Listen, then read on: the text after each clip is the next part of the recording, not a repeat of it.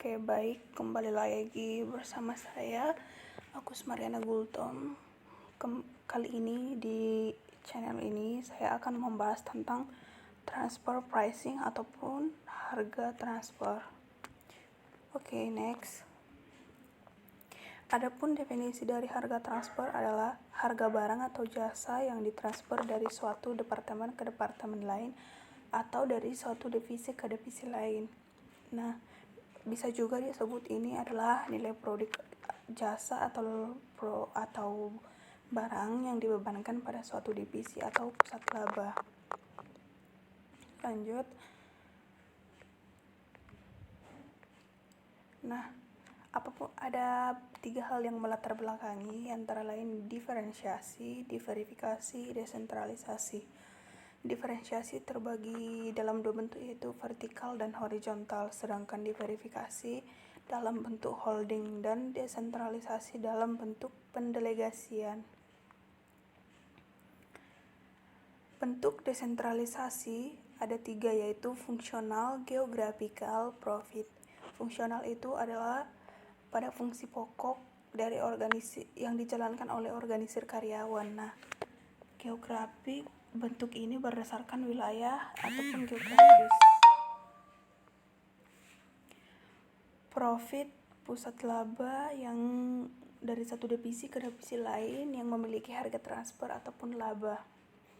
Nah, manfaat dan kelemahan desentralisasi itu, manfaatnya adalah manajer tingkat lebih rendah itu pasti memiliki pengetahuan yang lebih baik karena dia sudah ada turun langsung ke kondisi setempat. Yang kedua, memberi kesempatan untuk cabang itu untuk mengelola unit organisasi.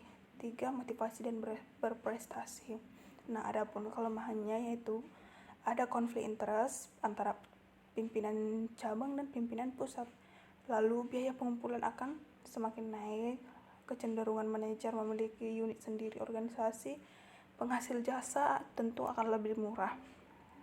Nah, masalah dalam hal penentuan harga transfer itu ada 3, yaitu akan ada konflik interest.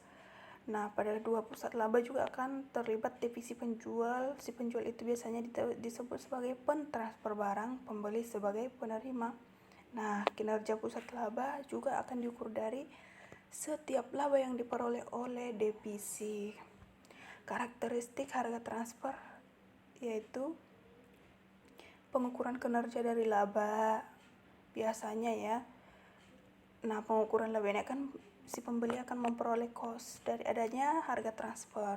Nah, bagi divisi penjual, harga transfer ini selalu menjadi laba. Nah, harga transfer adalah alat untuk mempertegas disivionalisasi dan disverifikasi perusahaan.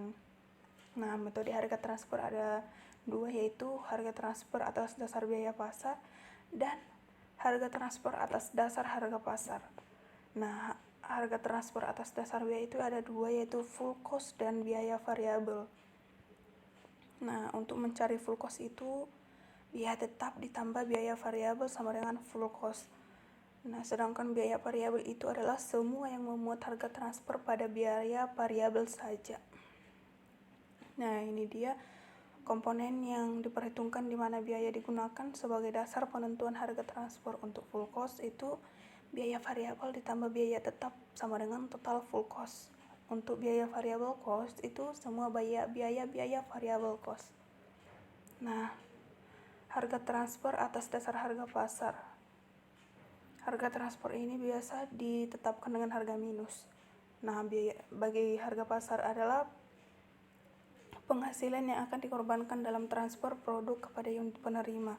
Biasanya dalam harga transfer pasar ini, si penerima harga pasar akan memperoleh biaya ataupun cost.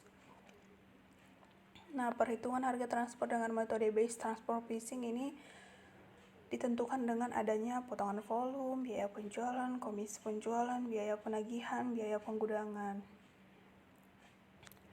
Metode negosiasi antar divisi itu diterapkan jika tidak tersedia harga pasar, timbul masalah untuk penentuan laba dari produk tersebut, atau disebut juga tidak adil antar divisi. Lalu yang ketiga itu produk tersebut tidak dihasilkan pihak eksternal perusahaan. Nah, kelemahannya itu biasanya akan memakan waktu yang lebih lama. Sekian presentasi dari saya dan resume dari saya, Agus Marina Gultom. Terima kasih. Jangan lupa di like, comment, subscribe, and share ya.